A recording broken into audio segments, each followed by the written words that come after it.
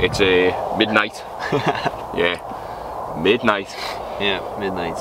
So go on, do you want to tell me a little story? Well, I had a couple of bleeps on my left hand rod which was fished onto the bottom of the hump which we found when we were marking out the Adam's swim. I managed to find the bottom of it as it stooped down in my swim. I spotted, which you've seen me doing as well.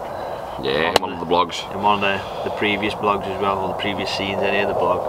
And I had a few bleeps before. So this was about half an hour ago, say. A couple of bleeps woke me up, and then left hand rod just went into complete meltdown. Complete meltdown. You know, it's like trying to get up in the middle of the night. You're stumbling around, trying to put boots on, shoes on, trying to find my head torch. So I ran out, no head torch, just to get the norm. Yeah, just to get to the rod. Luckily enough, I had my boots on, so I was alright. So I didn't get wet feet. So I had to play in the fish. And at first, I thought I might have foul hooked it because of the way the fish was fighting. To be honest, because it was quite a jagged fight, and it kept on bouncing its head a lot. And I was, luckily enough, I had made the lead was set up to eject straight away on take. So that ejected straight away, but I could still feel it. I could feel the line just crossing over it all the time, and it felt awful. I kept on saying to myself, to be honest, I'm going to lose this here. It's going to come off. There's nothing I can do. So I just tried to play it as gingerly as I possibly could. And to be honest as well, I was playing on one of the new scopes that I just got, and me. No case here, lad. No case. And my new Ultegra that I got as well.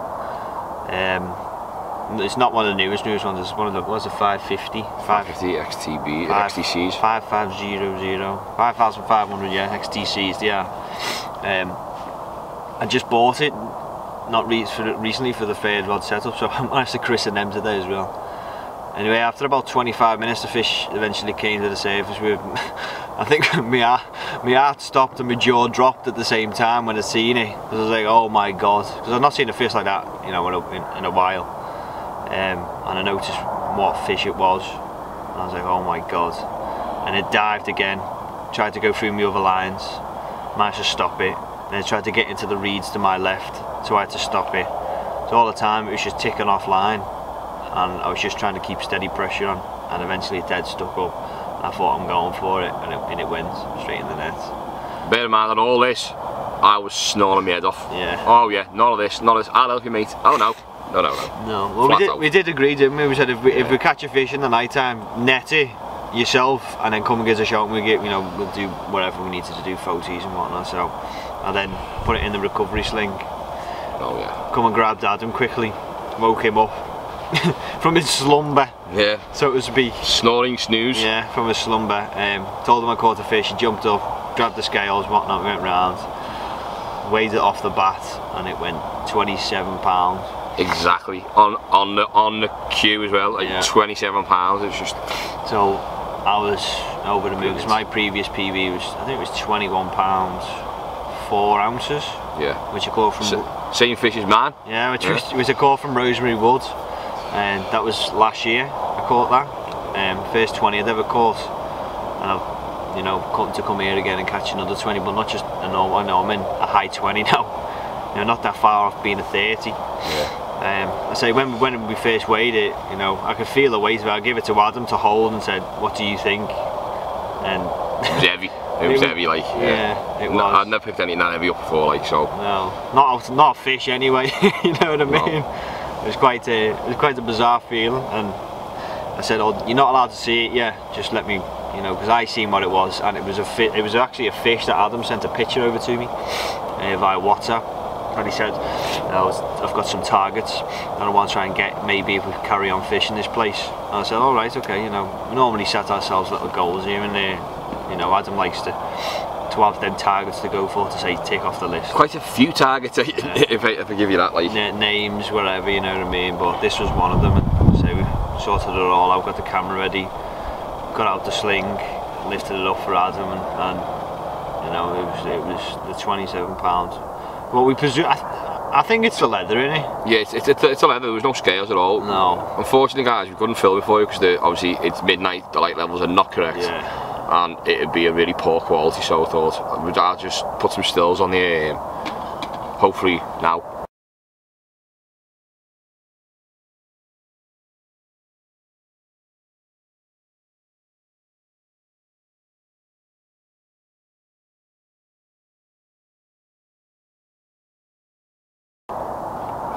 Yeah, so we got some good pictures anyway for nighttime shots because say Adam's a pro at using the camera anyway, so we're quite. Well, I'm quite pleased because he showed me them. I'm quite pleased with the photos that turned out.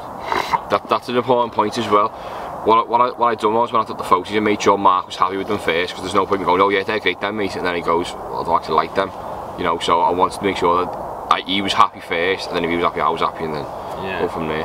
So if you bear that in mind when you're out with your mates and that kind of stuff, you know. I don't want to tell you to suck eggs, but you know, it's a bit of like etiquette, so to speak, isn't it? There's not an awful lot going around really, is there?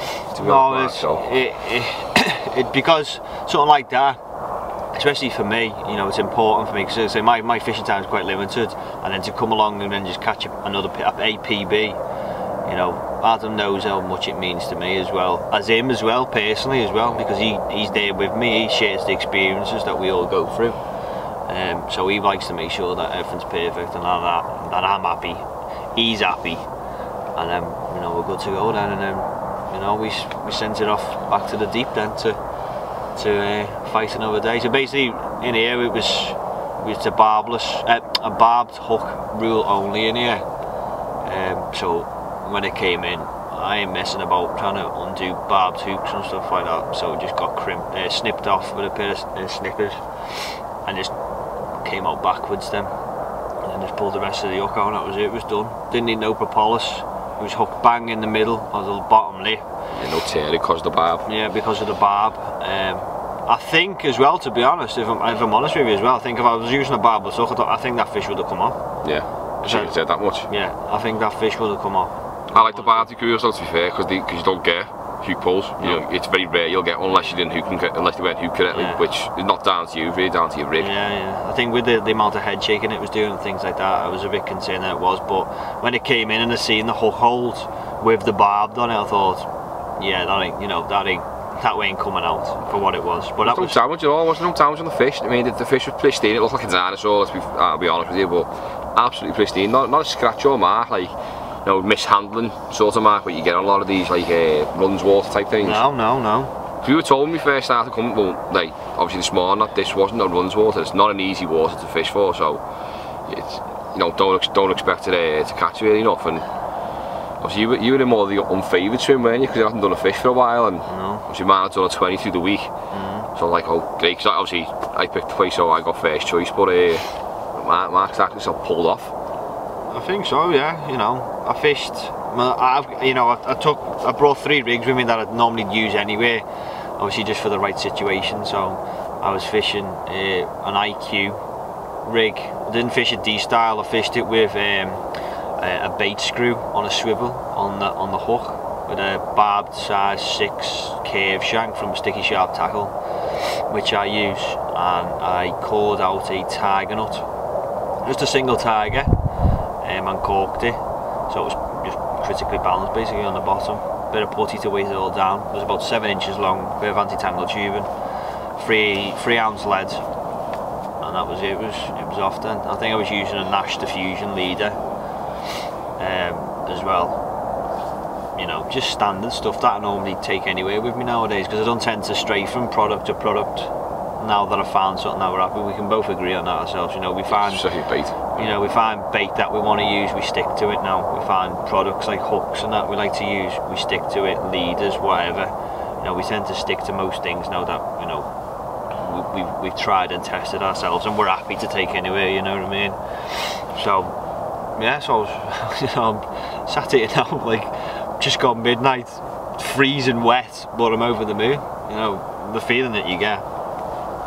You know, you can't really, it's hard to describe, unless you go through it yourself, it's hard to describe to somebody, especially a non-angler as well. Especially a non-angler as well, to try and describe to him, oh, you know, I caught that. It's difficult, but you know, for the likes of you guys watching and stuff like, you know what it means to catch a PB, especially of that size as well. Just a shame we couldn't get it on film. I mean, this is obviously what you want to watch it for catching us, for either one of us to catch a fish. But as I say, there was just no point, was there? There was no point in signing. No, it wasn't. It just, like, for you guys to sit there and go, you know, that wasn't. It just made the blog poor quality for what it was going to be. You know what I mean? So the stills, you've seen the stills now. You've seen the pictures and stuff like that, so you'll know what it's like. And the good thing is that this is my first time blogging with Adam, and I caught a fish. On my first blog though, I caught a fish. Don't you lie to me? I did. On my first one, on the one that I done on my phone. At the pits. Yeah. That's it. I got the lumpy one. See, right, see, he forgets all this. Yeah, you know he forgets this. Yeah. But yeah, so we're over the moon. I'm over the moon. I'm buzzing me, even though he woke me up. But I'm still buzzing. I'd rather he woke me up anyway. Or like say to me in the morning, oh, of course, fish. I took some really crappy photos. My bad. But no, I'm amazing. And us being us, I think as well. Like, I could have easily stood in that swim, which is, you know, down the bank a little bit, and I could have easily hollered and shouted. It's 20 yards down the way, like. And woke everybody else up around this lake to tell Adam, can you get out of bed and help me? Yeah, exactly. You know what I mean? We've got 2 other anglers on with us at the moment. We're on a point swim, which is just across the lake from us. You know, it's only a 2.5 acre lake, and you know, we're not them sort of lads. No, we don't have our alarms up here, you know, like full whack and put my line through it and make sure everything's tensioned up correct while the alarm's beeping away. I hate that it goes through me. That is a pet hate, you know. We come here really for, you know, everyone comes for the peace and the quiet and the tranquility and stuff like that. And we try and keep that going. Yeah, we try and keep that, you know, to that code, so to speak. So that's why I've done it all by myself, and then Adam's there for the last hurdle with me, basically, to help me. The best bit. Yeah, the memories then, innit? Yeah. To keep all the memories. It's worth pointing out, there's no retaining rules. They had slings and it was okay to retain it like safely until everything was prepared, but there's no long-term retention, so obviously that's why we couldn't keep it till the morning. Yeah. You know, daylight is what, 5.5 hours away or something like that. There's no way I'm retaining. I'd never retain a fish for that long anyway, and no one should. No. Unless you've got the correct gear in it and it's allowed, and you know, it's I think it speaks, it just goes into like good practice really, not to, you know, retain fish anyway. As long as you have to. You know, just as long as necessary really, innit? You know, if you don't have to do it, don't do it. But if you haven't got, like I haven't got the camera stuff and things like that, where Adam's got it all, so I had to put it in the retainer and make sure it was secured into the bank. You know, it weren't going nowhere, I knew that, and the fish was safe, and the margins are deep, you know, I'm looking like a 4 foot, 5 foot margin here. Yeah. You know, so it was perfectly safe for me to do, and I was literally to Adam, wake him up, and then go back, and you know, I had all the fish then ready to go, you know what I mean? But good practice really, just, you know, to keep that in mind. You know, you don't want to be doing it for long periods of time. The fish's safety, the fish's welfare is paramount. You know, that's why you get given proper waste things. That's why you get given carp mats, cradles nowadays, and carp care kits to make sure that the fish comes out of the water as well as it goes back in, you know what I mean? Well, next person to catch it has got to catch it in the same condition, if not better than what you just caught it. Exactly. Because the last thing you want to do is catch a fish that's already formed and doesn't look right, and you don't. If it's just say to PB, you don't really want it your PB because let's face it, it's going to be an ugly fish, isn't it? So you don't really want that. Yeah. Oh, now this one went back safe and sound back to its watery home. Yeah, it looked like you could put a saddle on its back when it was in the water, like. Yeah, got a few photos of it coming back in the water, like, and it was broad across the back, like. Yeah, it was broad. It was just like the colour of it as well. In the water, it looked almost like a koi in the water, didn't it? It was crazy. It was like a grey slate colour. Like I've never seen a carp. Red stripe down lateral line as well. Yeah. Weird. I've never seen a carp like that. I've never caught a carp like that. You know, I've caught orange ones, kois and stuff like that from before. Yeah, the carrots, and I've caught, you know, mirrors and commons and so forth. But I've never caught. What type of carp was it though? No, it's a special one. That'd be a leather carp. That would be a leather. It was absolutely no scales, proper nude leather. Yeah. It was in the nude basically. Yeah. It had left its scales at home. Yeah. It was. Yeah. Fantastic fish, like. Yeah, it was. Proper old one, and there's a few more in here. I know there's one at least that I want, like it's a proper scaly one. It's got a set of shoulders on it, like. I don't think I'll be able to show you guys it, but I'll see if I can snip a photo from the internet and bang it on there and show you which is the one I'd dearly love to have, like. Yeah. But this, for me, that one. That tank. Yeah, that is a tank, like.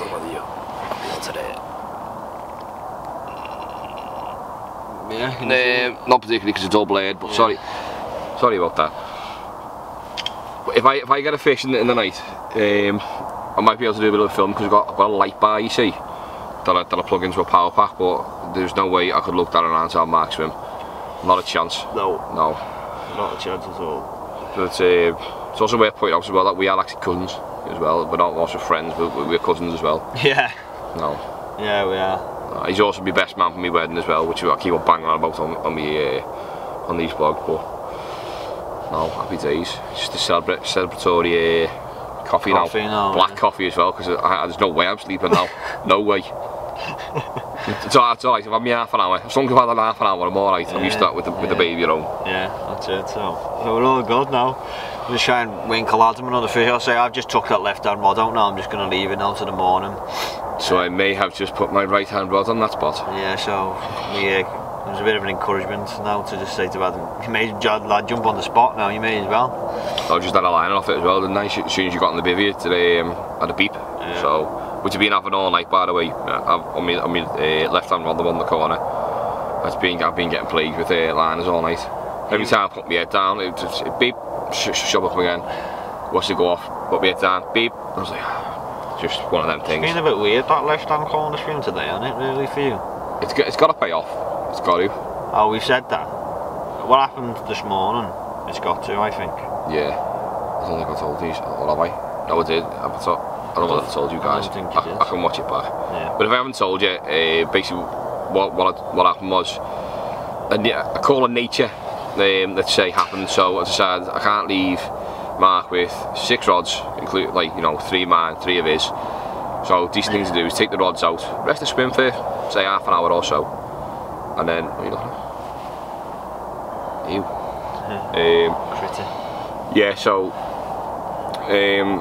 decided to pull them all in one by one, and then against the last one, was the one in the corner, the left hand, and it was nowhere near where I'd actually put the bait, and I was like, what's going on? It was like it had moved like 10 yards back towards me.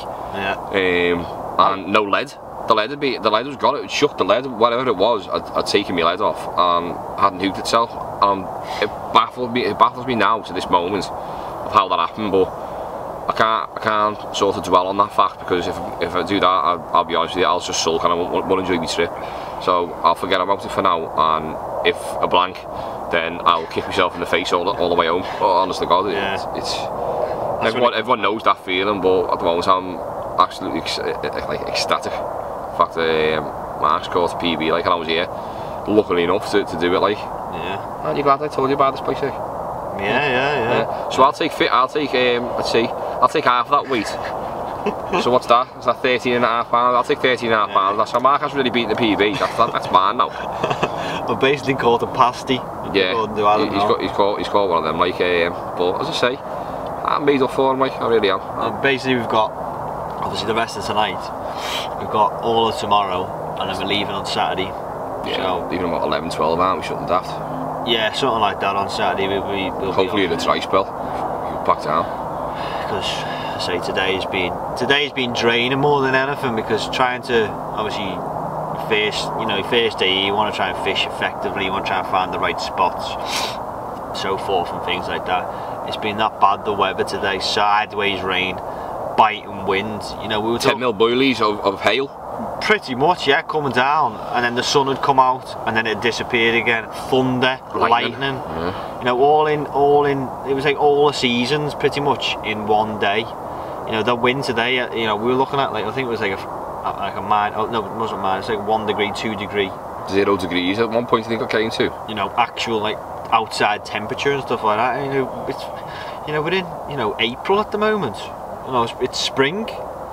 We don't know what's going on with the weather, you know, so we got all tomorrow as well, but we'll forecast for some sleet and snow apparently through the night, maybe 4 or 5 o'clock in the morning. Light snow in the morning.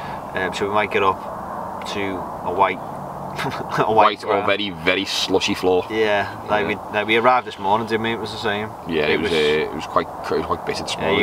You come down the motorways and all this morning, didn't you? And it was came through a snowstorm on the way through. Exactly. So we just don't know what's going on with them. But you know, it makes it even more better when you come here and you can catch as well in them sort of conditions. And the lake that doesn't really fish too well as well, I believe. Yeah. You know, it's first time come to the lake and you catch a £27 fish. We don't actually know much about the fish stock in here. It's only from what I've said in the previous snippet that I've done for you guys. That as far as we know, there's no singles near. They took all the singles. It was all the spawn, the previous couple of summers worth of spawn they took out and put into the match lake. Yeah, they netted it, didn't they? Yeah. So there's no singles near, which you know that. Cause I do think if we had singles near, I think we'd be getting plagued with them, which wouldn't bother me really too much anyway, because I'm catching. But when you really want to come here and try and fish for the bigger fish, it can become a bit of a nuisance. Yeah, that's why we're here. We're here to catch. Yeah. We're basically here now. This trip is the ideal. We've got enough time to break a PB, basically. You know, and I know I've managed to sneak one out obviously tonight on the first night as well, which is a bonus for me. So I can sort of relax a little bit now. Puts the pressure on Adam now to produce the goods. To produce the goods, especially for his viewers as well. Yeah, because I do need to catch, like, does help when you're trying to film fishing. Showing people the fish. Well, basically, I think I'll speak for a lot of the people out there. I think they want to see fish action now. Yeah, obviously, it's a shame that we did catch in the night time. Obviously, you've seen the pictures and stuff like that. So, but hopefully, the next fish that we do catch, we are going to film it. Yeah. So we are going to do it. We are going to film so you can actually see some fish action and stuff like that. You know, it might not be important to a lot of people. I don't know, but I think just for. So like more of a, like an angling. At first, these blogs are going to be more like a diary for myself and for Mark. And I thought, well, why not? Why not take the plunge and just like put them up, see if people enjoy it. And you know what, the reception I've had from people has been really good. Yeah. Like what I said before, when I was basically giving me thank yous and that. Oh, it's just you know, the response has been overwhelming, really, isn't it? I've been texting Mark every time I've been getting like a message or a new subscriber, which is exciting to me, and it's a good thing, and it's a good feeling, isn't it? Oh yeah, not half. I mean, I'm hoping you guys are still going to be like commenting and liking and sharing my page and subscribing, like new subscribers coming every second. I mean, now with this as well, with a half decent fish on this, it's just spread the word a little bit. You know, people are, if you think it's entertaining and you're enjoying watching us. You know what I mean? I'm not going to be here all the time, obviously, with Adam, because I don't fish with Adam all the time because of obviously family commitments, work commitments and stuff like that. And the same goes for Adam. Now, I don't go out and I don't blog. It's all Adam, so I just jump in on Adam then, you know what I mean? You know, but if everyone think, you know, everyone seems happy at the moment. You know, you're getting not negative one device, so. No, exactly. So I think if you are liking it, you know, subscribe. If you're liking it, subscribe and, you know, spread the word a little bit. You know, let your mates know or whatever and see what they think and if they like it, you know what I mean? And it gives you a good insight as well, you know, like, you know, this is the first time we've ever been to this place, and it does give you, and we're not bothered about, you know, we're blogging about the fishery and, you know, people turning up to come and fish it. You know, we're not bothered, we're here to fish, to show people how we fish and how we're getting on, just as a journey for us, really. Now, we haven't done it, we're not going to say we're at a place, we're not allowed to tell you where it is, blah blah blah blah, because we don't want people coming. That's just not what we're like, you know. We share the wealth, and, you know, I've just told you exactly how I've just caught that fish, where I've caught it from. You know, the next person can come along. You peg too, by the way. Yeah, the next person could come along after me, who's seen this video maybe, who's coming to Langley or wherever, and they could jump in the same peg, find the spot, do exactly what I did, fish exactly the same bait, and you just don't know. You don't. They could produce exactly the same sort of goods or thereabouts. That's exactly it. You know, that's what it's all about. I mean, I don't like all the secret squirrel stuff myself. Yeah, I'm not a fan of all the secret squirrel stuff. It's not right in my opinion. Like, as like I said to you before, we're all fit. We all go fishing. We all enjoy it. We all go for our different reasons. I go there to reboot through obviously work life and family life. Sometimes I don't want to get away from all that. What I do, if you're sort of in my position like Mark is, you know what I mean. I love my family and I like my job actually. You know, there's not many people who can actually say they like the job. I don't mind it, doesn't bother me. But I like just to get away and fish really, just enjoy it. Just a passion of mine that I've got. Yeah. Bit of an obsessive passion, like. But, yeah, it's been an obsession for years now. Oh yeah, but I think the quest for the 30s is set in stone now, I believe. Yeah. Although my personal best weight is 24 and a half. Yeah, 24 and a half. So 24 pound 8 ounces. So all I need to do now is try and beat it now, really, don't I? The funny story to that is that Adam caught. Adam's caught that fish, that 24 pounder and that 24 and a half pounder from Rosemary, right?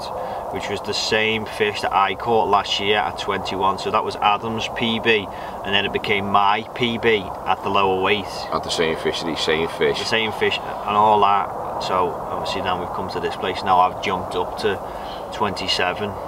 So you know, my target now is for me to break the PB now, it's going to have to be, I want a 30.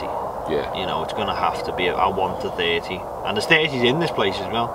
Yeah, there's a couple in here. Well, from what you can see, there's a couple of 30s in here. Like, I mean, that fish that I tried to show you before, which you couldn't see. Yeah. That's 27 pounds. Like, that was then. That was last year. So, it could easily be 28, 29 now. But I don't know what the growth rates are like in here. So, just don't know, do we? No, exactly. I think this sort of place for us as well suits our style of fishing. Yeah, what we not like. massive. No, it's not. It's what we enjoy doing. You know, we're not miles away from each other as well. We do like to have a social with each other, have a sit down, have a chat, whatever, have tea together. You know, whatever's happening really. And the fishery itself, it's not a massive place. You know, it's not big like open water or nothing like that. And for what, you know, we're not stressing ourselves of launching long range rigs anywhere and stuff like that. It's just comfortable fishing.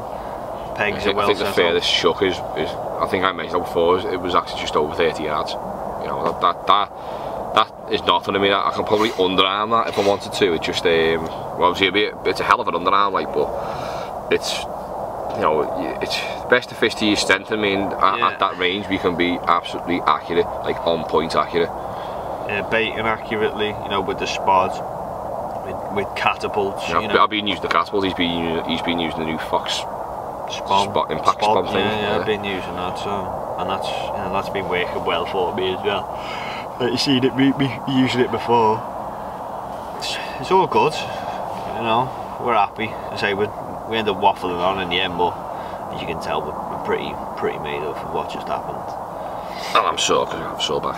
Yeah, so we're all good. So next time, hopefully, we see you. It's either going to be me with the fish, fighting, some fish action at least, or we'll probably see us in the morning at some point, just to, you know, we'll have a little waffle on a little bit more. Yeah, we'll have a little waffle on, a little chat a little bit more about some things, and you know, we'll show you around a little bit, show you some of the spots that we're fishing and you know how we're fishing it and things like that, and you know, hopefully it'll help one of you guys maybe that comes here next, you know.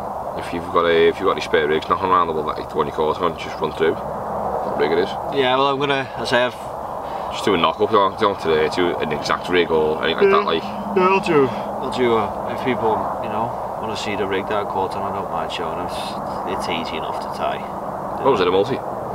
No, it was an IQ rig. IQ, yeah, sorry mate, yeah. Simple rig to tie, absolutely simple. And I obviously, I've learned how to do that rig. I watched the Corda DVDs. I'd seen Danny Fairbrass actually using it and using an IQ D rig. Now I used to do the D rig a lot, but then it was getting too much of a faff sometimes to try and do the whipping knot, and it just annoyed me after a while, until Adam said, oh, you need to watch Ali Hamidi.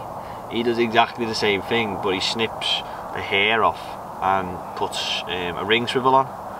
So I started doing that then, because I thought it was just a lot easier to use a hook bead instead. So I put a hook bead on, and then instead of using just a standard micro or just a swivel on the shank of the hook, I just changed it over to a basically a bait screw. No more faffing about with dental floss stuff or bait floss or whatever.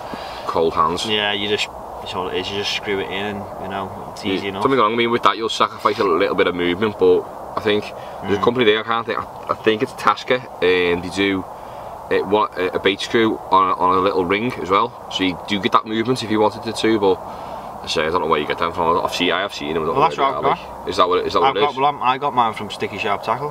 Mine are actually a bait screw on a ring, on a loop, basically. So that's the one. Yeah. It's like a teardrop loop, basically. A man obviously can run up and down the shank with plenty of movement. That might be better, because I've got Tasker bait screws there, like, but say with a genuine bait screw, you've got you lose your movement, don't you? Because it's only got that up and down sort of movement where I've shown you on the past. I use a micro ring swivel, and you get them pretty much from anywhere.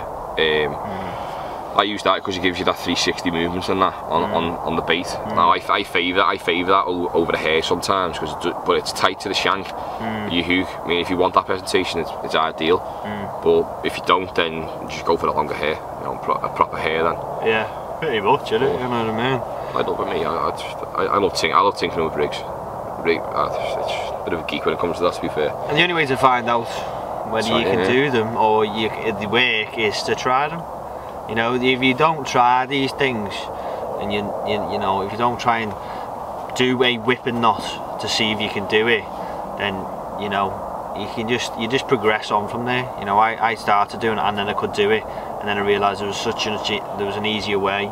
And then I started doing it this way, and that's how I progressed to where I am now. It's like an evolution, isn't it? You evolve your rig to suit you.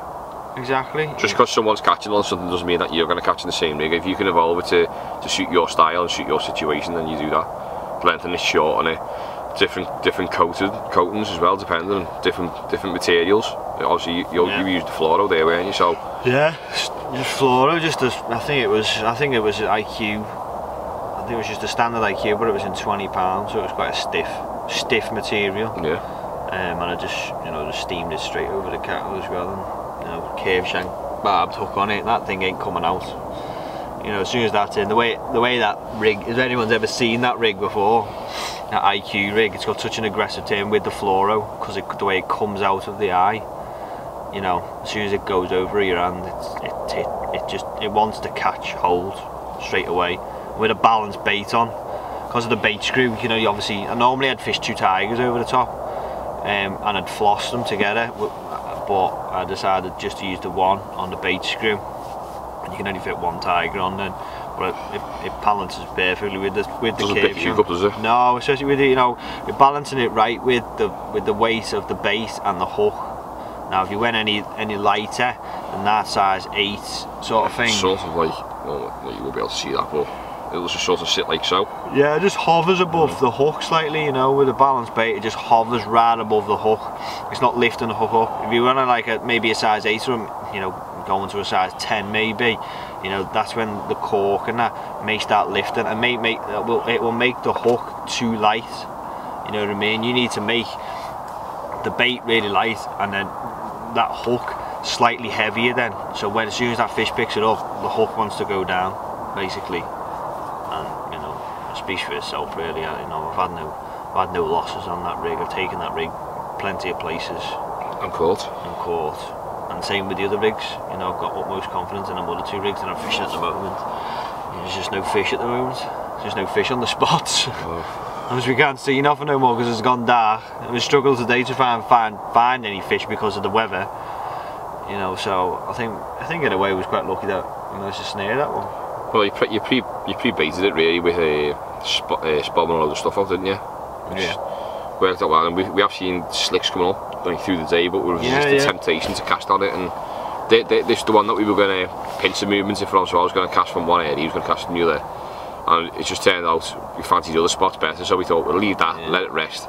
You know, the fish are going to return to it, there's bait there, especially because you put hemp in, which hemp will sit into all the nooks and crannies, and you always want to come back for that, like, and always, because you're using, what is it, the slicker hemp from Nash? Yeah, the slicker hemp from Nash. Yeah, every time something wafts over it, it'll just comes to the top, and you see it.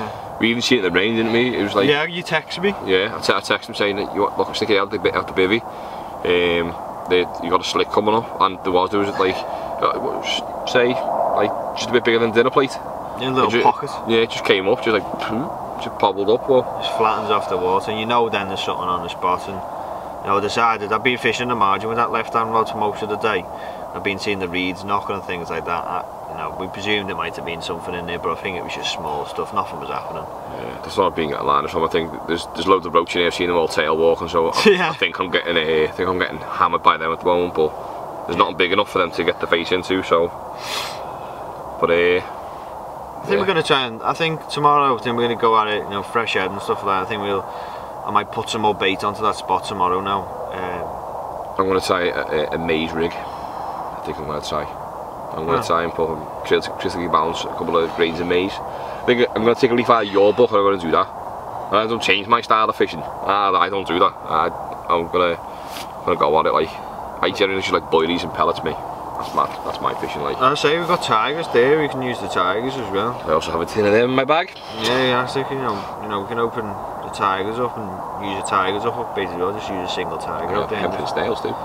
Yeah, you know what I mean? You can just spot them out then, you know, get some bait out there again, and you know, we could leave it again and then hit it for the night time. You know, we've obviously got the one in the night, we've not had much in the day during there, and then we swap spots and we've just been going, just flipping about really, trying to find maybe where the fish should be coming up from, but you know, it's come good in the end. Yeah, so, being good. Yeah. Right, so we'll catch us in the morning, unless we have another fish. Yeah. Hopefully it's me this time. I'm not him, because I want to catch one this time.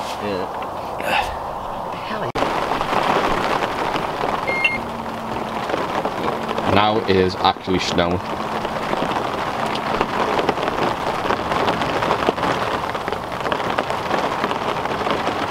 I don't know how much of this you can get, like, but it was giving it beans before.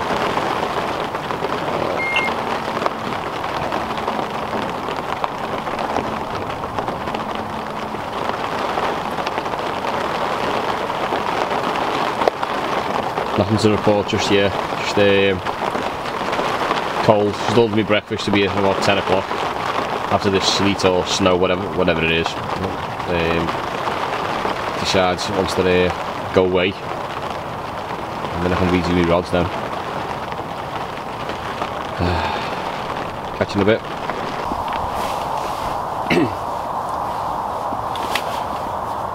And hello there again, with still here. Just without being blown away and stuff. It's a total update on what's been going on. Excuse me, see what's going on there. Basically, nothing's happened for me at the moment. I'm just, you know, willing on a bite along. You know, I'm still here for like another 24 hours, but you know, it's you know, we all know that feeling. You know, you're so confident in that, and then the next minute, like, oh no, I'm going to get a bite. I do actually think I'm going to get a bite because I've had a couple of decent indications on that left rod. That's straight in the corner. I've actually made it tighter, like right tight to that corner now. My lead was skimming, them reeds coming down. So no way wrong. It's only I measured out for 15 yards it is, but even though it's 15 yards, I still want to be that little bit more accurate. And I actually spotted a couple of boilies out.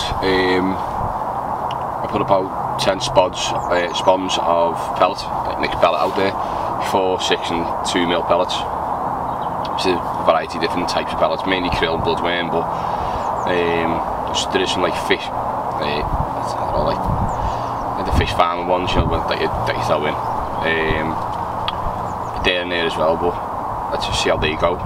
But I was listening to the carp cast went out last night and this morning, and I was listening to a Frank Warwick one. He was talking about single hook bait fishing, and basically he was saying, you know, you want that single hook bait as attractive as possible, so he soaks and dries it in different types of glue, and that's what I do with these. These were white krill pop-ups. Now the pink, because I've glued them in squid goo, in the Supreme one, Supreme one first. So it soaks right in, and then obviously I put the bait smoke over it, and I literally blathered it in it before I cast out there before. So I both on that one, and I changed the right hand rod straight over to Tigers, because that's what Mark had his bite on last night, tiger nut. So on the allowed here, we have checked. Well, he checked, I didn't. Yeah, so I've critically balanced them, drilled one out, put a bit of cork in, and that's on the spot. I worked spot on one part, and Mark done the other part, and he's put a rig on it as well. So that's staying there for the time being. I know that went out nicely. Hit the clip and went down. Again, that was only 15 yards out. 5 and a bit wraps that worked out at. So if anyone's coming here, peg 3, 5 and a bit wraps straight out there. From what I can gather is there's a hump in between, obviously, this bank and the far bank. It's directly in the middle. And she told the woman in the shop, the young woman, she told me that it's a lily beds are on that, so you can feel them as you cast over it. You can feel it coming up, like tapping coming up, and then you can feel it like the rod tip bending right round as you're pulling it, and you feel it going back down the hill, like shooting down the hill. So obviously I'm trying to avoid casting over that, because you know lily roots are tough stuff, like, and they will cut through your line, and you know we're going to use a 12-pound line, so that needs to be you know, that needs to be upped a little bit, really, like 15, I reckon. But the right hand rod, sorry, but that's what I went off on a little bit there, sorry. The right hand rod is on the end of that bar. As it comes down, I found a bit where the shot like just comes down, so I'm on that part of the bottom, just as it comes down there. And Mark's near the back of it, the back end, which is where he had his run last night, so we've worked on it. Oh, I should have really fished here. I should have fished on that last night, but I didn't. I stuck to my guns and fished the margin spot where I thought I seen fish moving around. On today's inspections, I've got a feeling it's more the bird life. But you know, you never learn. I say it's a new lake for me, and I'm always learning on things. I just wish I could hold the fish for you guys. You know, it's what I want to vlog for, but. You know, I am going through a really dry patch this year. Last year I was steaming it with fish, I was catching them left, right and centre, I couldn't do anything wrong. This year, God, I could barely get out and fish for them at the moment. Normally by now I've done quite a few after work sessions. I just go down to me local, which is now no publicity, so I can't even film there no more. A couple of lads informed me the other week, which is fine, I don't really mind, like. Because there's nothing really great there for me today to show you, to be fair, like. And that other, like, that car side that I was on last time that I was telling you about, they're doing something to that lake. I don't know what they're doing, but I will go back there and have a look, and I may have a little dabble, see what's what. But for the time being, this place looks like I will be coming back to this. It's only 40 minutes down the road for me if you put your foot down. So yeah. Nothing really else to tell you really, apart from, you know, I had another brekkie this morning, well nice. Going to be having my dinner soon, just made myself a cup of tea and some biscuits and that, like. You just can't beat tea and biscuits on the bank. Oh, rich tea and a cup of tea. But yeah, the weather's sort of like, it's sorting itself out now. It's not all over the place, it's not snow, it's not rain, it's not hailstone.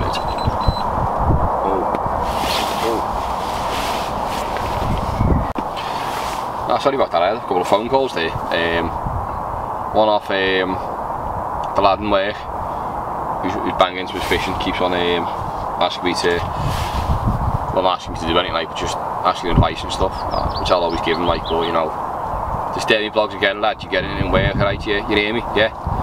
Right, okay, now that's sort of like, yeah, only message killer. Anyway, yeah, as I'm saying, those little beeps I was having before, that's what I've been getting, but I've adjusted my sensitivity on the telephones now, because last night they were a nightmare, gave me a bloody headache, them things last night. With all the hail I was having, obviously the hail was like a small, like 10mm boilie, it was pinging off everything, and they were setting them alarms off all night. I mean, I think I had an hour's kip last night, which is why I've only started on a proper vlog now. It's what time is it? It's 20 to 4 in the afternoon. So that's how tired I've been. I mean, I've already had an hour's kip. I needed it. I was slacking. I really was. but yeah, I've flicked the sensitivity right onto the minus, and right scaled it right down to the setting number 3 on them. And you know, you need to pull a good inch now to get a bit of a beep. And I actually got three beeps there, so there's no wind really happening. There's a breeze kicking in. Like, I mean, I'm on the back of the wind at the moment, so which is handy for me because there's a new wind that just swung in this morning. And there's no ducks or coots around. Well, I stood there and watched them for 5 minutes. See, that's just happened again. On the same rod. That might have been a bit of the wind, to be fair. Like, I can see the bobbing from where I am now. I can. Let me just see if I can spin you around there.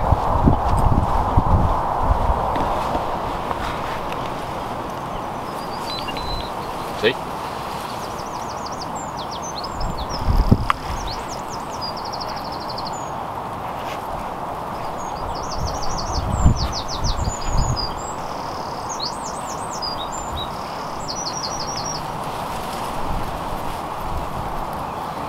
Yeah, this is the sort of stuff I've been dealing with through the night. I mean, that one was clearly the wind, because that was only the 1 beep.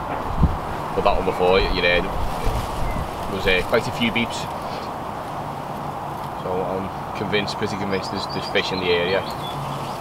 Just what you should see, a little fish top over here. Just there then. There's only a roach or something. There's been loads of roach tail walking this place at the moment. I mean, loads of them. So all of anything goes on. I'm sure I will let you know in due course. But speak to you in a bit then. Okay, so we're on our final night, and we just repositioned everything. You done a little bit of spodding. So did I. I thought I'd join in because I could. Yeah, so we done that. We put the rods where Mark caught that rod last night. We both decided to put rods back on there again. It only made sense that I tried to snap a bite from his area and repositioned my other rods. We did have a bit of kerfuffle before with mine, but we won't go into too much detail on that. We'll just say other angler's line and mine did collide. not someone who was actually fishing. It was an old angler's line that was near a snag and all that, so yeah, just went from there really. But yeah, bro, I think we're just basically set up now for the night time. You know, we've done some spod work, put a bit of hemp out ties out, some boilies and whatnot, just over a few spots. Over this main spot where I caught from last night anyway. Hopefully that in maybe a fish may come back along again tonight near enough the same time. Hopefully. We say we don't, because with this being the first time we've ever been here, we don't actually know. It's like repeat catches from the same spot. Yeah, you know, we might get, you know, one fish off this spot, you know, that might be a regular horn for a fish. What time bites are and things like that. Like a lot of the pictures on Facebook page seem to be in the daytime, but there is the odd nighttime shot. The odd nighttime shot as well, so we don't actually know. And with the weather being the way it is, we don't know whether, you know, we don't know where they're holding up during the daytime, and they might actually venture out then to the night to certain areas of the lake. We just don't know. But the fish aren't showing themselves. No. The fish are not showing themselves. We've looked and we've looked and we've looked, kept our eyes open, we've walked around and this and that, and we just, you know, the small stuff showing, like. Yeah, there's loads of small fry showing everywhere. But you know, yesterday, the one positive sign that I said to Adam, and he cast a bait to it as well, was I seen a big pale fish jump out of the reeds opposite where Adam's fishing on the far margin, and he threw a bait on it. Now, we think now that was the fish that I actually caught last night. Yeah, it's obviously it holds around the area, which, you know, which obviously you bagged it up like, which is brilliant. Like, I mean, let's face it, anybody that sees a fish is going to throw a bait onto it, like, which is the norm, isn't it, Mark? You know, everyone has a go with it. So yeah. I've done that, done the correct thing in my eyes, but didn't pay off for me. Did for him, not for me. Yeah. Yes. Pretty much, yeah. That's pretty much the way it went, really, isn't it? So we're already set up for the night. All rods are now in position with fresh baits on, fresh baits over the top now. Not too much. We haven't gone over the top, like, with the weather being so cold. They might not be incremented to really feed heavily. Where you'd think, well, we brought enough bait to actually fish a spring day. you know, we'd been in the spring, you'd think they'd be on it. You know, you put the right bait in and the right amount, and they would continue to come. Yeah, because I came with some prepared maize, some a tin of tiger nuts, a tin of hemp, because I wasn't going to fish particles, and then I came with 3 kilo of boilie. My idea was I'm going to all out boilie approach and solid bags, because I had solid bag mix made up there out of different gubbins and stuff. Obviously that hasn't really paid off for myself, but then Mark went to his particle routes essentially, didn't you? And you capitalised on that really, and you know, hats off to anybody that can capitalise on a new water and fish their way instead of getting sidetracked. I mean, I wouldn't say I got sidetracked. Boilie fishing is my fishing. That passage going to go. That's right.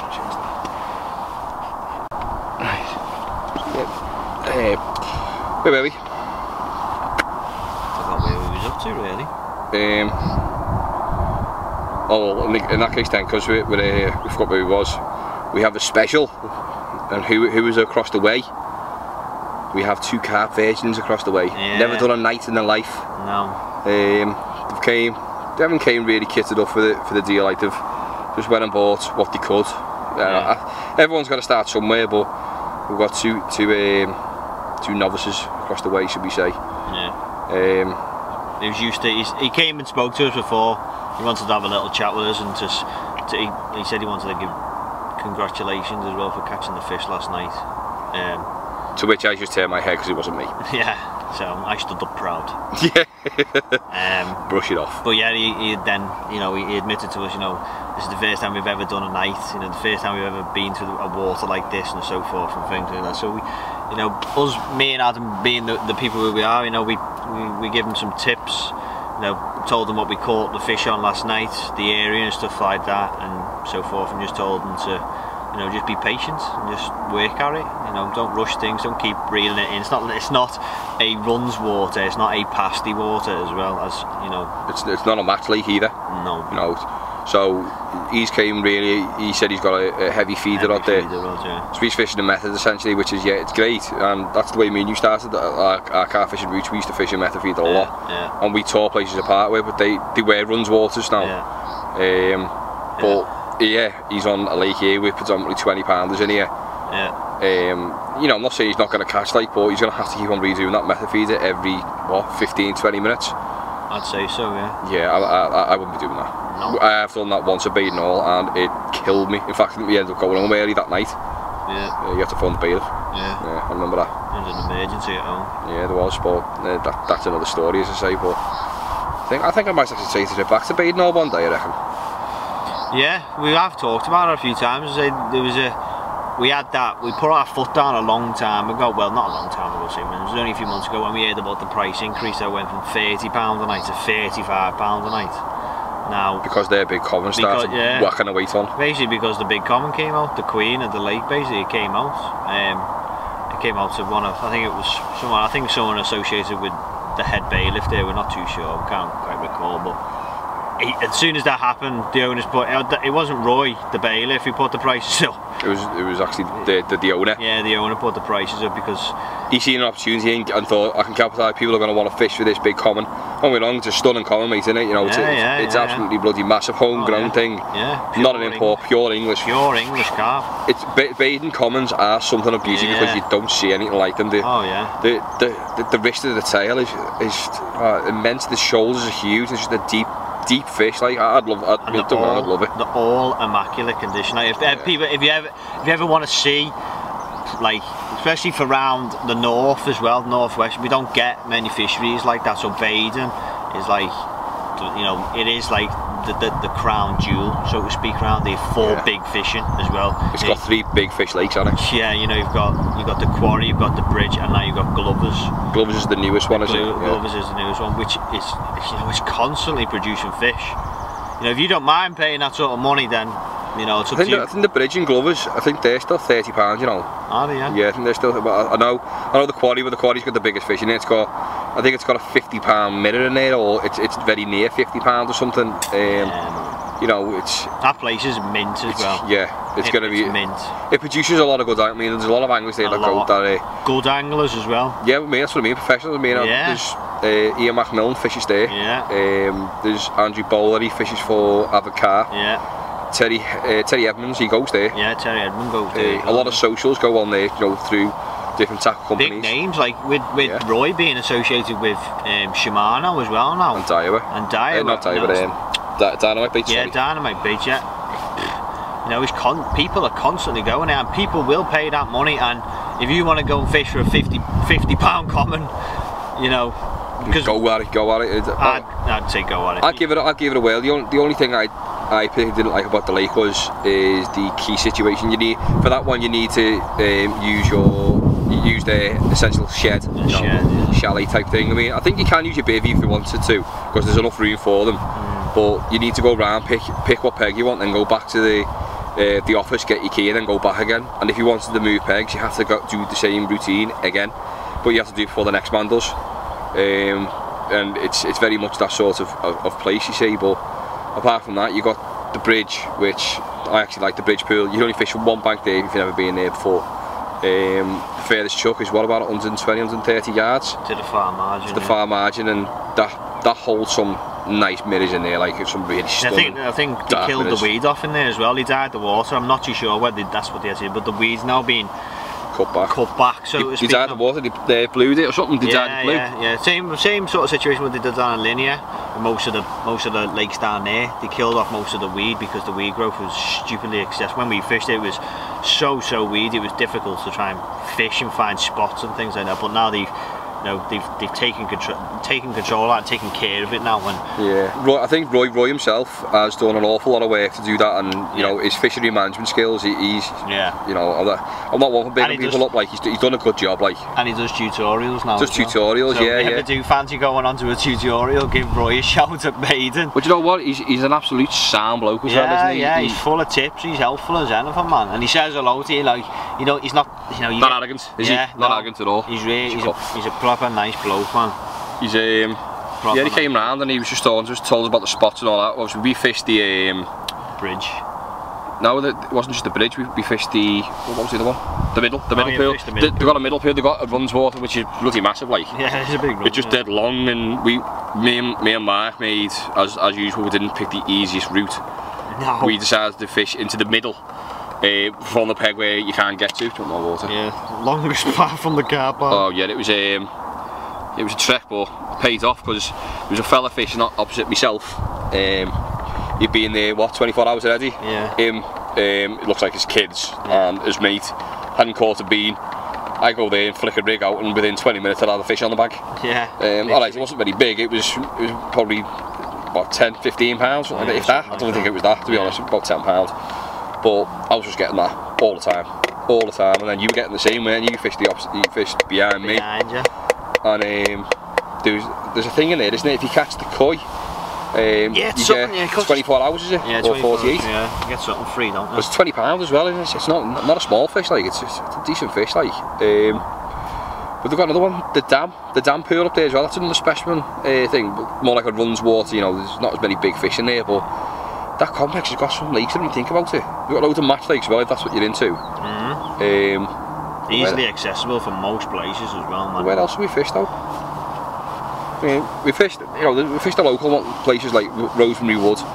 Got our first night on there, didn't we? Yeah, that's where it all started really for us, carp fishing, like proper night fishing and stuff like that. Sleeping on the floor. Yeah, in one bivvy. Yeah, in one bivvy with. I didn't have a sleeping bag. I was using coat. It was, you know, and you know. That's where I learned I don't drink when I'm on the bank because I want and fall asleep. Yeah, no drinking on the bank. So I don't drink at all. I mean, each to their own. Yeah. You know, people like to drink and all that kind of caper, like, but me, no, I'm so relaxed on the bank. If I have half a can, I'm flat out. Yeah, I really am. I don't do it. I don't do all that no more. Like, unless we're having a massive social when we done Cleverly Bridge. Yeah. The bailiff there, Tony Strevens. Heads up to Tony Strevens, yeah. Oh, yeah. Man's a legend. he likes his Fosters, that man. Like. Yeah, that man is a pure legend. Doesn't let you sleep, does he? You go, Mum, have another kid, have another tinny. He cracks one open for you, so you've got to have it. He basically comes down and sits next to you in your peg. You know, he's a good laugh, and if he gets home with you, well, he sorts it out. You know, he cooked us up two barbecues. In his house as well. Yeah, one day after the other, we sat outside. He made us like salad. He made, you know, drinks, burgers, sausages, chicken legs, yeah, sausages. You know, we went inside his house where he lives. He took us inside and we sat at his dining table while he made a barbecue outside, brought it all in. We sat there at a proper social. With his mother? His mother was there, yeah? His mum was there as well, yeah. It was funny as anything. And then he come and sat with us on our peg and just brought over a full-blown crate of Fosters. Yeah. We had to sit there drinking with him for ages, and we... You couldn't say you wanted to go back to bed because he was like, no, come on, another crate. Yeah, the man is proper sound, and yeah. It's not an easy water, that though, is it? Not an easy water at all, that. Not particularly, no. We found it more productive when we went around and stalked the last hour. I think we had more fish in the hour than we did in the 2 days that we were sitting there for. Pretty much, yeah. And I caught an eel. We were there, yeah, we did catch an eel as well, I remember that. Got down £4 eel. Yeah. But we were there and it was red hot, proper red hot. Scorching. Yeah, it was scorching. But yeah, that is a good place, and cleverly now, Tony is, I presume he is the head bailiff anyway. Yeah, not too sure, is, yeah. I think he is, yeah. But he's now opened his own tackle shop on-site tackle shop, and he stocks pretty much everything. I think. Yeah, the baits now. Yeah, he put on Facebook today that he's actually from next week, whenever people see this, he's going to be stocking full urban baits packages, from boilies to glugs to pop-ups to wafters, you name it. And he's got all end tackle in there as well now. So if you ever go there, you don't even have to go to a tackle shop before you go. If you ever run out, or if you want more baits, just nip in there. Just nip in there. You know, he's got his own stuff set up now. So if you ever want to look at it, it's Cleverly Bridge is where it's at, and the main man is Tony Strevens now as well. So if you wanted to add him on Facebook and stuff like that, like the nights there are quite cheap as well. 20 quid, isn't it? Yeah. 20 pound for 24 hours. Yeah. Oh, you're going to get much cheaper than that, really. Not really, no. And there's some nice fishing as well. There's 20s in there as well if you want to go for that. You know. It's near 30, I believe. You know, so if you want to have more info, just give Tony a shout. Oh, while you're on the subject of Cleverly, there's proper showers, hot water, yes. The toilets are there, and there's more than one. Yeah. All heated, everything like that. I tell you something, I loved it. I mean, potentially when I go fishing, I fish like a tramp, because I don't really want to get a shower. I think that's where the term comes from, bivvy tramp. Yeah, well that's me, bivvy tramp. I mean, bivvy tramp. I don't really care what I look like, what I smell like. I'm here to fish, that's it. I'll stink like one if I have to, but there, I just thought I'd partake in it in the shower, and you know what, felt lovely. Okay, out smelling of roses, didn't I really? After 2.5 days of hard fishing and sweat and sun and all walking around and stuff like that, you know. Sweat me short and curlies off, like. Yeah, basically, it was good to go and get a nice hot shower. No way. It was nice to go and get a nice hot shower and things like that, so it was good. So we've just moved about, really. We have moved about, like we've done our own fishing then. You know, I then went and joined my other cousin, Matthew, who's a keen carp fisherman, and I joined him on Borwick then. Borwick is an amazing place. Was. Yeah. Was. I'd give it that now, was. Because we are on the word on the grapevine is there's a sale going through for that place, and someone's taking it over and turning the whole place into it. Now there's already a syndicate on Borwick itself already across the road from its main lake, which is Jimmy's Lake. Called Griffiths? I think so, or something like that. I can't remember anyway. But I went there a few times, and I had a stonking first session there. I think I had about 6 or 7 fish in that first session. And I caught grass carp. I had ghost linear. I had a ghost, the belt of ghost linear. I think it was about 16.5 pound it was. And then I had a double brace with my cousin Matthew. We had the double brace of commons. Mine went 18.5. I think his went not far off 17. I'm not too sure. I can't remember. Yeah, we had a blinding session. I think we went then again not long after. I think we went about a week or 2 weeks after. Now it's funny because I had a problem with one of my alarms at Cleverly Bridge. I had a problem with the alarm hooking up to the receiver. So you had to be into it, didn't you? So I had to use I'm using the RS1 Nash alarms. So I had to send it away to Nash. Nash, being Nash, sorted me out.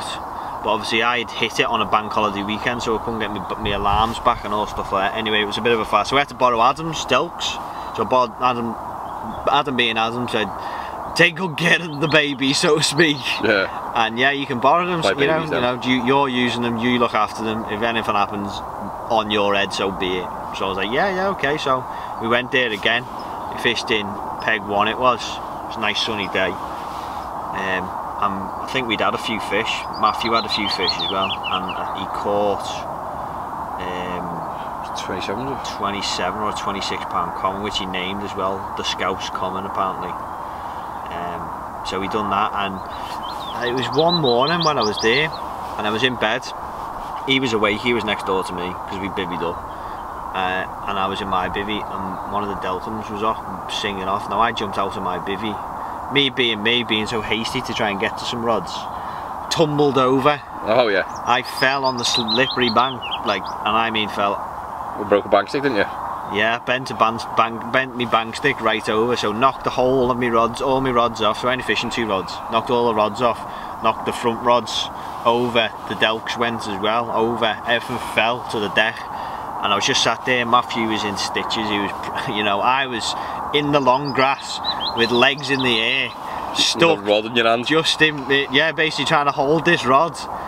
And I couldn't do nothing. I was like, oh, this is a disaster here. Anyway, so I got up. Matthew's still in stitches, dented pride, so to speak. So I tried to reel in, and there was nothing on the end, and I'd been basically cut off.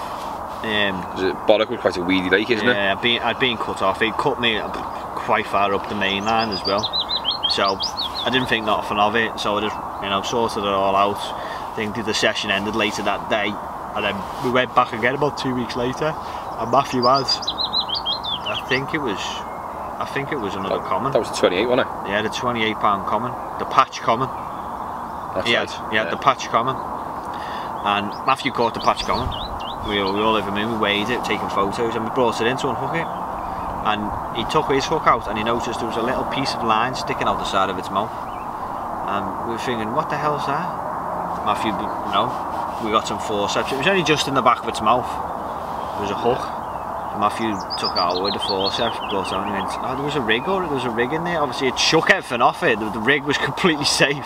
There was nothing of it. It was just stuck with the hook. It was just, you know, the hook was just barely in. The arse of the thing. Yeah, the hook was barely in. He said he basically just got the forceps and just lifted the hook out. He said it was, you know, not longer after, he said that was going to come out either way. Yeah, it would have rusted out. Yes, basically, so it was safe enough. He pulled the hook out, gave it to me when I seen the rig. I've never seen this one off. It was found just in the back of the fish's mouth. I looked at it, and it was the rig that I'd lost the fish on the week before when I fell over and I tripped. It was the same rig that I'd tied. So you can imagine how I felt after finding out. You felt rather low, to put it in terms. Yeah, to find out that on the other end of that line that day when I and fell over, it was the patch common. Yeah. At the weight it was and stuff like that. It was, I was depressed. I was depressed for a while as well, and I constantly talked about it. But times have changed now. That's it. I never personally went to Boddock. I mean, I was going to start fishing, as you probably know from previous vlogs. My plan was to start fishing at Boddock this year. And every time I planned to go to Boddock, something has always got in my way. So always. You know, I was going to go this weekend. Obviously, a couple of weeks ago we found out that, you know, we can't go. Yeah. Because our cousin Matthew's quite well informed with a couple of people that he knows there, and a couple of the lads he fishes with. You know, that it's been, you know, it's been took over again, essentially, or whatever. Yeah. So, you know, the hunt was back on again. I mean, obviously, I'm on the Mere, or in the Whittle, Rabbie Mere it is. I'm on there, but as I say, when I'm going to get to fish, that is a different story. Like that's probably going to be one of them. I'll get there when I can. But at the moment, this place is probably one that I wouldn't mind concentrating myself on. This and a couple of other little places. I've got my eyes on a few places that I want to go to. I want to do it one day. They want to go back to Pendle View, but that's just been taken over. But then I found out the person who bought that is actually my brother-in-law's stepdad's brother. If you can follow along that line. He told me at I was at a family funeral today, and he told me in the wake that it was his brother that bought it, because he asked if I was still into me fishing, and I was like, oh yeah. He said oh, my brother's bought it. I was like, oh, he's turned it into a nature reserve, hasn't he? And he was going, I've got no idea. I haven't spoken to him for 2 years because he's let's just say he called him something not nice. Okay. And I said, yeah, he said he sold 3 of the biggest fish in there to a syndicate. I don't know what syndicate it was, but he sold them, and if you ever want to turn it into a fishery, it's gone. But that placed on the first £50 fish in Lancashire. Yeah, that's a special place, that as well. Yeah. Now I remember, I think it was the lad that caught that. He wasn't very happy because he thought he was going to be on the front page of a couple of magazines, and he wasn't. It was either him or someone who caught Eric's Willow, because he caught a 50 as well.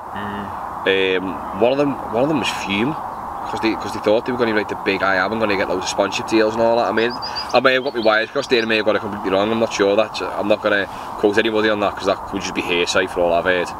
But I swear I heard that in the car crash, I really did. I think it was. Possibly. But anyway, if you haven't listened to Car Crash, by the way, you want to get it on podcast. Yeah. Just I'm not sponsored by no one like that. Like no. Car Crash. We've been on it since the beginning, mate. I got Adam onto it. I told Adam about it. I found it one day. It was just weird. He phoned me up. It was like 10:30 at night. Yeah, it's just like, lad, I just found this thing. I've heard about it. He said not many people know about it at the moment. And he said, what is it? I was like, it was just 2 fellas just chatting carp fishing. That's all it is. And he was like, what? He just got it, and well, Adam constantly listens to it. It's history now, every time I'm fishing, I've downloaded it. I've already got the podcast already on from a home on the Wi-Fi, so I'm not gobbling up my data and that. I mean, it's on a podcast, it doesn't really gobble your data anyway, does it? Or does it? No, it doesn't. Not for podcasting. So I generally, on my phone on charge at night, I listen to that, and I will fall asleep listening to it, but then I will wake back up again. I'll be like, oh, it's still on. That thing is for 2 fellas just to sit there like what we do when we sit there like and behind the rods. We just chat about put the word to rights, don't we? Yeah, that's all they do. Jamie and Mark. They're the 2 fellas that run Northern Angling Show, aren't they? Yeah. Have you ever seen them on Facebook and the Northern Angling Show stuff? That's them 2 fellas. Now you just download, just go on, your iTunes or whatever like that, or whatever, and find it on the podcast there, and just download them. And there's they have special guests on each week. It's like 35 people, 35 podcasters now. Yeah, they get like Kevin Nash is a regular. Yeah, Kevin Nash is a regular. But Alan Blair on there. Adam Pennon was a good one because you got to run, you got to scream and take when he was on it. Ting Tong was on it. Ian McMillan, he was on there. He was Eurowacker, he doesn't there. Yeah, he was at Eurowacker, or he'd been to Eurowacker. He was at Eurowacker, I think. And he done his and stuff like that. There's so many people on there, like just big names in carp fishing. But they do big socials as well, don't they? Like they done one at what's that one they always go to? I can't remember. It's on the back of my mind. Cromwell Lakes, they're always at Cromwell Lakes, and they done a big social later. It was live on Facebook and that, that was crap. I mean, I didn't tune in for it. I mean, I watched some of it, but I watched some of it as well. Yeah. But they've got another one at Badenhall, and they've got another one. They're doing loads anyway. They're doing quite a few socials, and there's little competitions you can do to get all that. But I love it. I love anything to do with carp fishing anyway. It's obviously, as you will know, and the reason why I do these vlogs, because it's a massive passion. So this could be the last vlog entry today, unless I get a fish. And if I get one, I'll try and light it with I've got a big LED strip light there. I'll see if I can light it so I can get some footage. But if I deem it to be not very good, I'm afraid you'll have to do with stills. I'm afraid, because I haven't got lighting equipment really. Well, I'm not quite set out for that yet. I will get it. I will if I carry on getting subscribers and people like what I'm doing. Yeah, that's what I mean. If people are enjoying it, people have told the mates about it, just to have a little quick look and see what you think. If they like the content within the blogs at the moment, whatever. And I was struggling to try and get these fish on action and stuff like that, but sometimes just to hear what other people's thoughts are, the lakes that we go to and so forth and things like that. Yeah, I mean, give us ideas of what lakes you want. Like, I wouldn't mind doing that. People say, well, we'd go to this lake. I go to any lake. I go anywhere, as long as I get there within reason. I mean, I'd love to go to if someone said, oh, do you fancy coming to do it? You and Mark fancy coming to do a little bit of a social with us and do a little blog? I'd do that with you. Yeah, give it a go. Like, it's just fishing's fishing for me.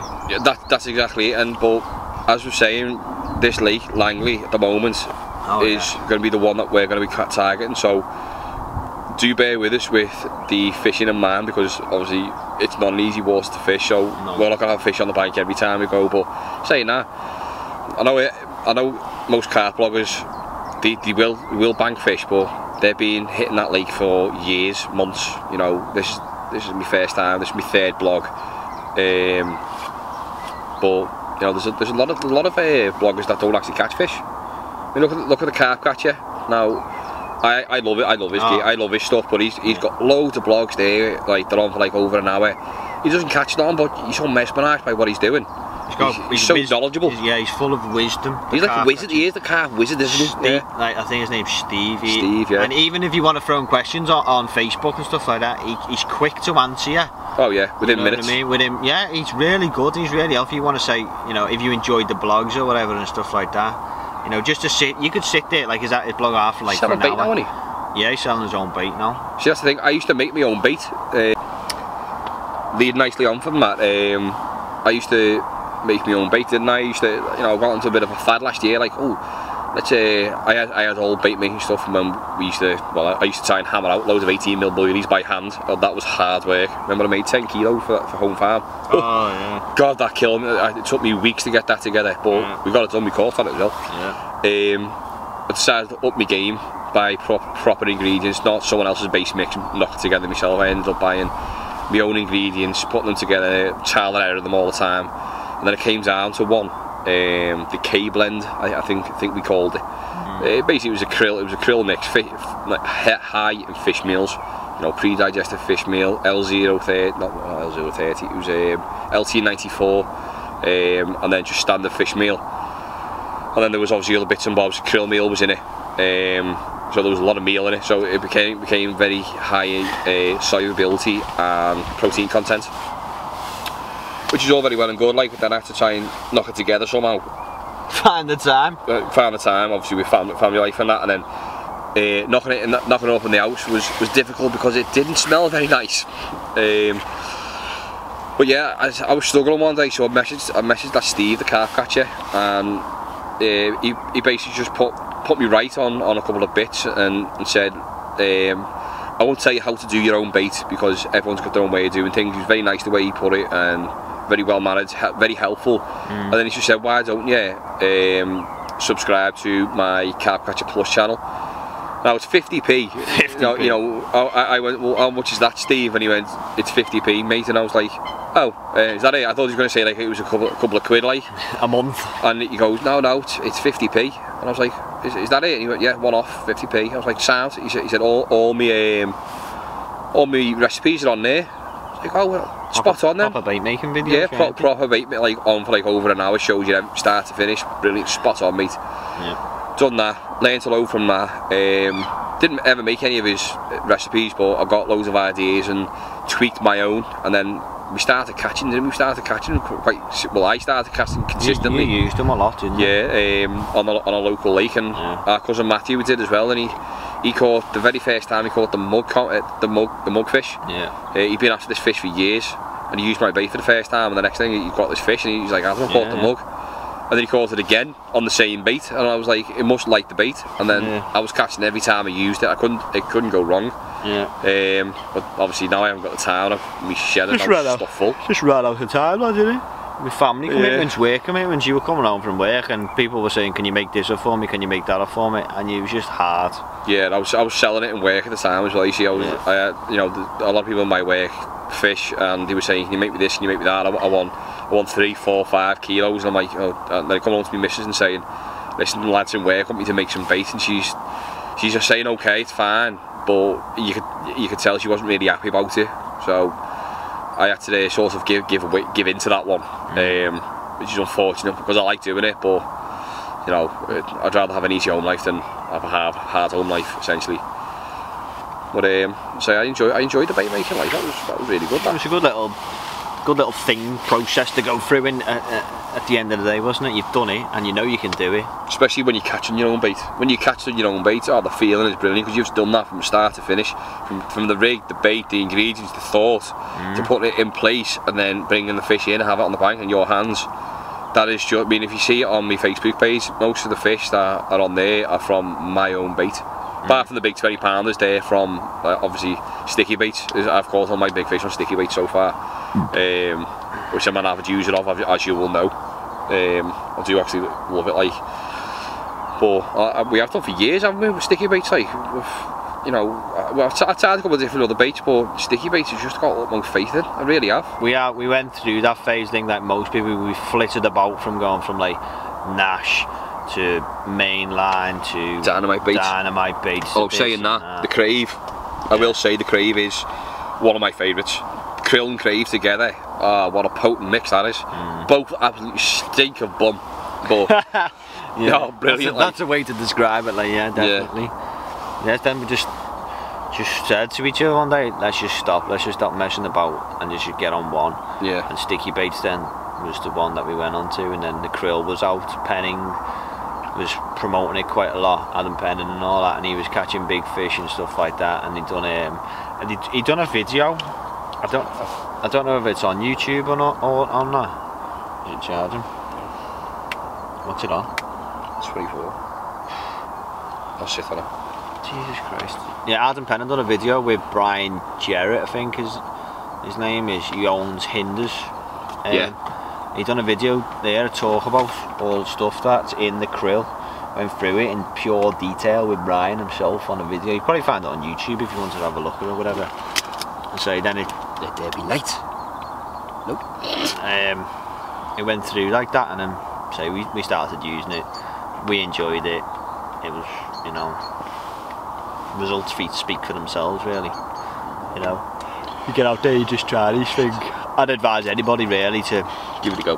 Give it a go, but don't just say after you buy a kilo of buddies from the shop. You bought it. Say you buy a kilo of baits, a kilo of Nash baits, sticky baits, whatever, and you don't catch when you go to a lake.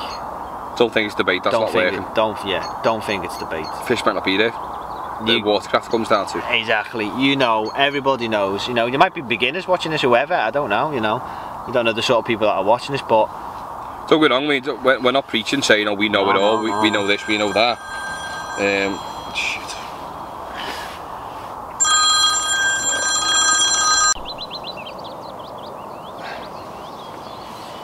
Well, good morning. Final one of the session. Absolutely nothing happened last night. I had a lovely sleep last night. I don't think I woke up once, to be honest. Yeah, it's the time now. 5:30 at the moment. Yeah. Uneventful last night. Before I went to sleep, I did see a fish crash out right in between the two islands.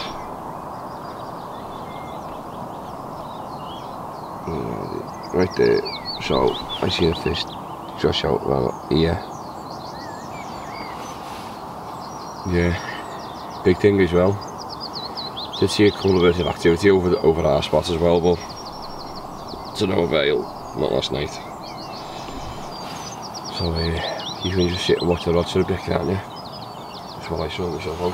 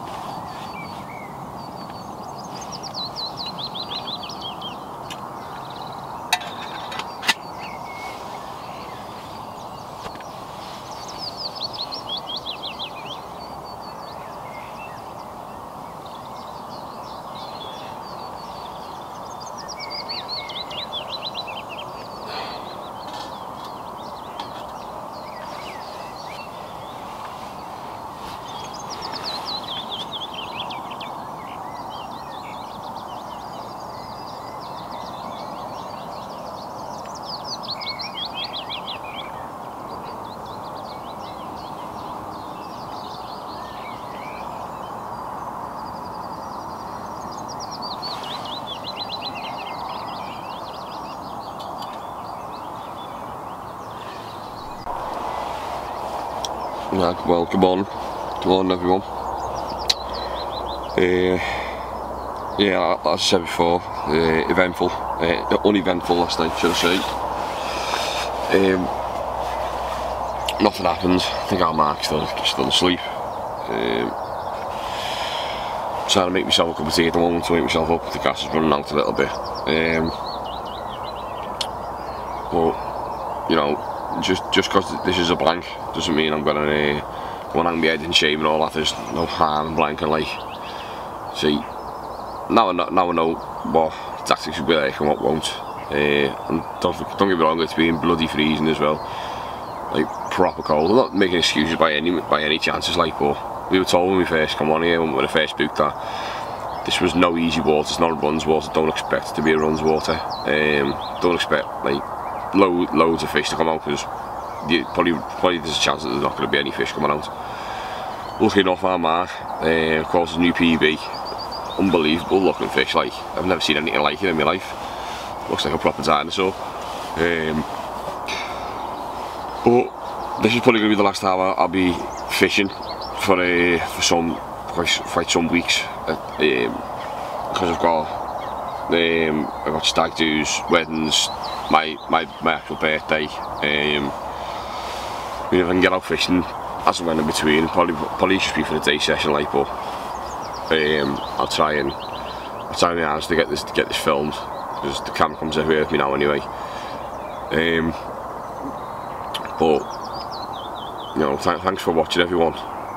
It's much appreciated, to be honest. It's like always, if you like what you see, hit the subscribe button. And if you don't see me holding the fish at the end of this vlog, then this will be probably the last entry for the first Langley Lake session. It's been a brilliant session at that as well. So for everyone that's watching from Langley Lake, thanks for having us, and I will be back. This is I have unfinished business, should I say. Right, catch you again.